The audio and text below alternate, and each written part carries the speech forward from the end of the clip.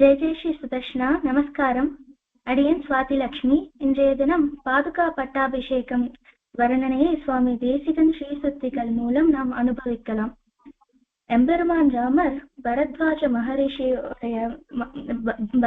மகரிஷியோடைய ஆசிரமத்துக்கு போய் அவருடைய டைரக்ஷன்ல சித்திரக்கூட்ட பர்வதத்துக்கு போய் இருந்தார் பெருமாள். அதே சமயத்துல பரதன் அயோத்தியால சித்திரக்கூட்டத்துக்கு கிளம்புறதுக்கு முன்னாடி அங்க இருக்கிறவாளா அங்க இருக்கிறவாளா நீ ராஜ்யத்தை ஆளணும் என்று சொன்னார்கள். அதுக்கு பரதன் ரொம்ப அழகா ஒரு வார்த்தை சொன்னார். அஹம்ச ராஜ்யம் ராமஸ்ய சேஷம் அப்படின்னு சொன்னார். அதுக்கு என்ன அர்த்தம் அப்படின்னு பார்த்தா, ராஜ்யமும் நானும் ராமருக்கு சேஷபூதம், ராமருக்கு அடிமை. அப்படி இருக்கச்சு எப்படி ஒரு அடிமை இன்னொரு அடிமையை ஆள முடியும் அப்படின்னு ரொம்ப அழகா சொன்னார். இப்படி சேஷபூதனாக சித்திரக்கூட்டத்துக்கு வந்து சேர்ந்தார் பரதன். அங்க எவ்வளவோ கெஞ்சி பார்த்தார் ராமபிரானை அயோத்தியாவுக்கு திருப்பி எழுந்தருள வேண்டும்னு.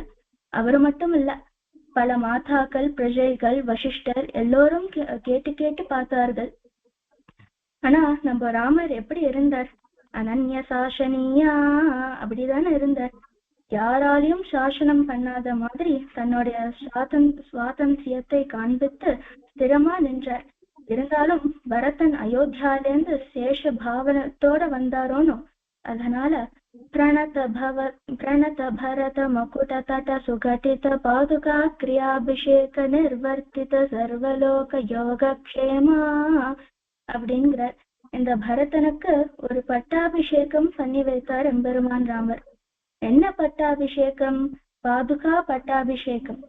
பாதுகையை சிம்ஹாசனம் ஏற்றி பட்டாபிஷேகம் பண்ணது மட்டும் இல்ல,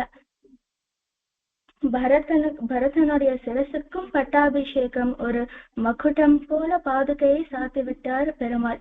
பரதனும் அது தலை குனித்து பாதுகையை ஏற்றுக்கொண்டார். இப்படி சிரசுக்கு ஒரு ஆபரணம் போல ஏற்றார் பரதன் அப்படின்னு ரொம்ப அழகா சமர்ப்பண பத்ததியில பாதுகா சஹஸ்ரத்துல சாதிக்கிறார் சுவாமி தேசிகன்.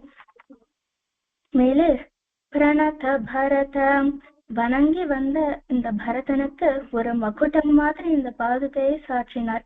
கிரீட்டம் போல மகுட தட்ட ரொம்ப நல்லா அது பொருந்துதான். சுகடித பாதுகா கிரியாபிஷேக பாதுகையை, சிரேஷ்டமான பாதுகையை அபிஷேகம் செய்து வைத்தார். இதனால என்ன ஆச்சு அப்படின்னு கேட்டா, நிர்வர்த்தித சர்வலோக யோகக்ஷேமா அப்படிங்கிறார். எல்லா லோகங்களுக்கும் யோகமும் க்ஷேமமும் வந்து சேர்ந்ததாம்.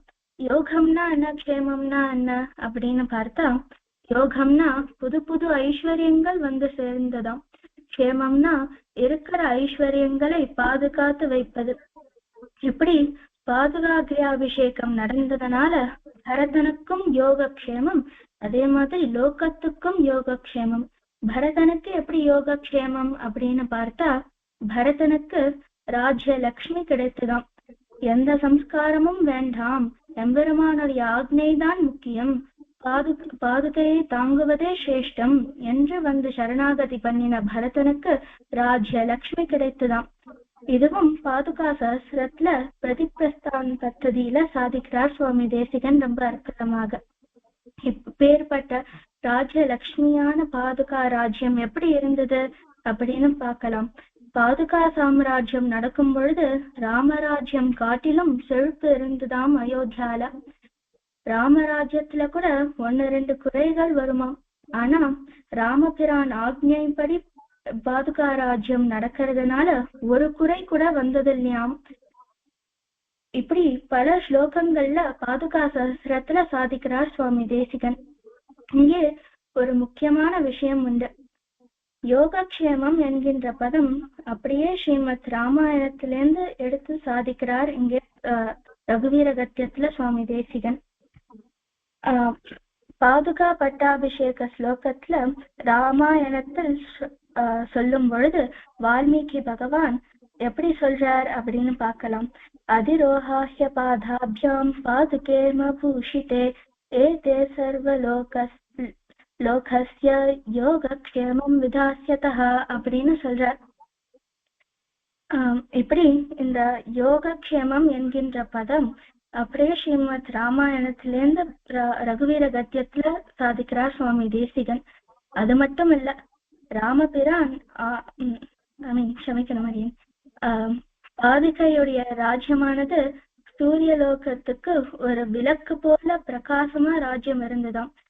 தீப ரேகாம் என்று சொல்றார் சுவாமி தேசிகன். அது மட்டும் இல்ல, இந்த பாதுகா ராஜ்யத்துல அவாவா ஆசைப்பட்டது கிடைத்துதான். சந்தோஷமாக வாழ்ந்தார்களாம். தர்மம், அர்த்தம், காமம், மோட்சம் எல்லாம் கிடைக்க பெற்றார்களாம். அப்பேற்பட்ட பாதுகையை நாம் எல்லோரும் நமஸ்கரிப்போம். ஸ்ரீரங்கநாயக ஸ்ரீரங்கநாத திவ்ய பாதுகா அபியாம் நமோ நமஹ. வேதாந்த தேசிக ஸ்ரீமத் பாதுகா அபியாம் நமோ நமஹ என்று சொல்லி அடியேன் தன்யாஸ்மி. தன்யாஸ்திமா, ரொம்ப நன்னா சொன்ன, ரொம்ப பாவத்தோட சொன்ன. சுவாமியினுடைய கமெண்ட்ஸ் கேட்கலாம். சுவாமி பாக்கியலட்சுமி சின்ன குழந்தையில இருந்து அடியேன் பார்த்திருக்கேன். ஆனா ஜோரா சொல்லுவோம், விஷயங்களை எல்லாம் நன்னா சொல்லக்கூடியவ. அப்படியே மேல விருத்தியாகி நன்னா இந்த பாதுகாப்பற்ற அபிஷேகத்தை ரொம்ப ஆச்சரியமாக ரொம்ப உணர்ச்சி பூர்வமா சொல்லியிருக்கான். ரொம்ப ரொம்ப சந்தோஷம், நன்னா இருந்தது. இதுல ஒரு சின்ன ஒரு விஷயத்த இது பண்ணலாம், நம்ம கொஞ்சம் இன்னும் கொஞ்சம் ரசத்தை ஏற்றலாம். எப்படின்னு கேட்டா, இப்ப ஒரு பெருமாளை வரணும்னு பிரார்த்திச்சார் பரதன். பெருமாள் வரல. பெருமாள் வரல அப்படின்னாக்க அவரை விட இன்னும் வசதியான ஒரு பொருளை கொடுத்தாதான் அவரை விடுவார். அதாவது செக்யூரிட்டின்னு பேர். ஜாமீன் கொடுக்கறதுனாக்க என்ன கொடுப்பா? செக்யூரிட்டி கொடுத்தாதான் கொடுப்பா. அது மாதிரி பெருமாள் எனக்கு 14 வருஷம் நான் வெளியில போனோம், அதனால அது வரைக்கும் நான் வரமாட்டேன்ட்டேன். அப்ப ஆனா இவர் திரும்பி போக மாட்டேங்கிறார். பெரிய ஸ்டேல்மேட் ஆயிடுச்சு. ரொம்ப அழகான கட்டம் இந்த ராமாயணத்துல. எல்லாருக்கும் நீ சொன்ன அழகா சொன்ன, இன்னும் இது இல்லை, எல்லாரும் சொல்லி பார்க்கறா, ஒன்றும் நடக்கல. அப்புறம் தான் இதுக்கு ஒரு வழி கண்டுபிடிச்சார் வசிஷ்டர். இந்த மாதிரியாக இதை விட ராமரை விட இன்னும் பாதுகா வசதி, அதனால அந்த வசதியான பொருளை அடமான வச்சு கொடுக்குறாப்புல. இது சொல்றாரு, மரவடியை தம்பிக்கு வான் பணயம் வைத்து வானோர் வாழ அப்படின்ற. வான் பணயம் வைத்துன்றார் பெரியாழ்வார். பணயம் வைக்கிறதுன்னு என்ன அர்த்தம்? செக்யூரிட்டி டெபாசிட் கொடுத்தார். இந்த பாதுகையை வச்சுக்கோ, இது என்னை விட ஜாஸ்தி வேல்யூ, அதுக்கு பதிலாக எனக்கு ஒரு 14 வருஷம் டைம் கொடு அப்படின்னு டயத்தை வாங்கிட்டு போயிட்டு இந்த 14 வருஷத்துக்குள்ள கடைசியில முடிய போற சமயத்துல ஓடி பரதனை பார்க்கறதுக்காக துடிச்சுட்டு வர. இந்த மாதிரியான ஒரு ரொம்ப அற்புதமான ஒரு இந்த பாதுகாப்பட்ட அபிஷேகம்ன்றது. ரொம்ப அழகா சொன்ன, ரொம்ப சந்தோஷம். இன்னும் மேல மேல இந்த விஷயங்கள்லாம் நீ கத்துண்டு அழகா சொல்லி இன்னும் உன்னுடைய சம்பிரதாய ருச்சியும் சம்பிரதாய ஈடுபாடும் வளரணும்னு ஆசீர்வாதம் பண்றோமா. ரொம்ப சந்தோஷம்.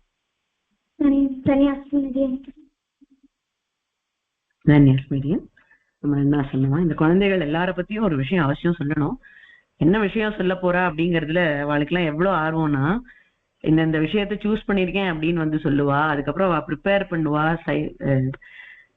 கோட்ஸ் எல்லாம் பேரலா எடுப்பா, ரெஃபரன்ஸ் பண்ணுவா. அப்புறம் ஏதாவது சஜஷன்ஸ் கொடுத்தா அதை அப்படியே அப்சர்வ் பண்ணி அந்த ஸ்லோகத்தை எல்லாம் அதுக்குள்ள ஒரு நாள்ல பைஹார்ட் பண்ணி சொல்லியிருக்கா அந்த குழந்தை. ஏதோ 2 ரெஃபரன்ஸ் ஆட் ஆனா நேத்திக்கு தான் சொன்னேன், அதை அப்படியே எடுத்துன்னு கோட் பண்ணியிருக்கா. அது ரொம்ப ஸ்லாகனியமான விஷயம். குழந்தைகள் எல்லாருமே அந்த மாதிரி இருக்கா, அப்படி கிரகிச்சுக்கிறா, அவ்வளவு ஆசையா கத்துக்கிறா. அதுதான் ரொம்ப ஆச்சாரிய அனுகிரகமா இருக்கு. ரொம்ப சந்தோஷம் குழந்தை.